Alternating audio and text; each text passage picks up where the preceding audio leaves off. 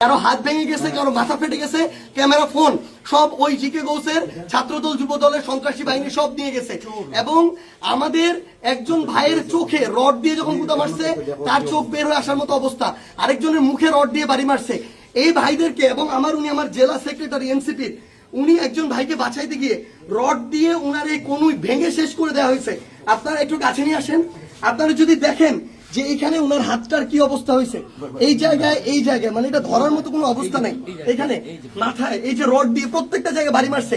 আমরা যখন আমাদের এই আহত 7-8 জন ভাইকে নিয়ে সদর হাসপাতালের দিকে যাইতেছিলাম তাদের চিকিৎসার জন্য, তখন সদর হাসপাতালের সামনে ওই 24শে জুলাইয়ের সময় যেমন খুনি বাহিনী যেভাবে আক্রমণ করছিল হাসপাতালের গেটে, ঢাকা মেডিকেলের গেটে, ওইভাবে আমাদেরকে খুনি বাহিনী এইখানে ছাত্রদল যুবদলের সন্ত্রাসী ক্যাডাররা, জিকে গাউসের ক্যাডাররা, তারা আমাদেরকে আক্রমণ করে হাসপাতালে পর্যন্ত ঢুকতে দেয় নাই। এখন আমি যখন আমার ভাইদের নিয়ে যাচ্ছিলাম তারা আমার হাতে পর্যন্ত রড দিয়ে বাড়ি মারছে, ইট মারা শুরু করে, এরপরে রড থেকে শুরু করে যত ধরনের তাদের লাঠি সোটা এগুলো তারা মারা শুরু করে।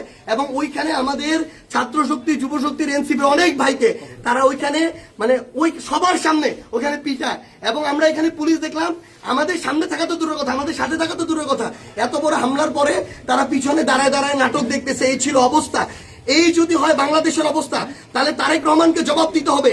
এটা কি তারেক রহমানের সন্ত্রাসী বাহিনী, যেই বাহিনী মানুষের উপরে এইভাবে শুধুমাত্র দ্বিমত করার কারণে, সমালোচনা করার কারণে এভাবে আক্রমণ করতেছে? সালাউদ্দিন আহমেদকে জবাব দিতে হবে। তারা কি এই জিকে গাউসদেরকে এই সন্ত্রাসী কার্যক্রমের টিকাদারি দিয়ে রাখছে কিনা, এর বিচার না হওয়া পর্যন্ত আমরা হবিগঞ্জে আছি। যদি পারে আমাদেরকে মেরে ফেলবে, এখান থেকে প্রয়োজনে আমাদের লাশ যাবে, কিন্তু এর বিচার, এর জবাব তারেক রহমানকে দিতে হবে।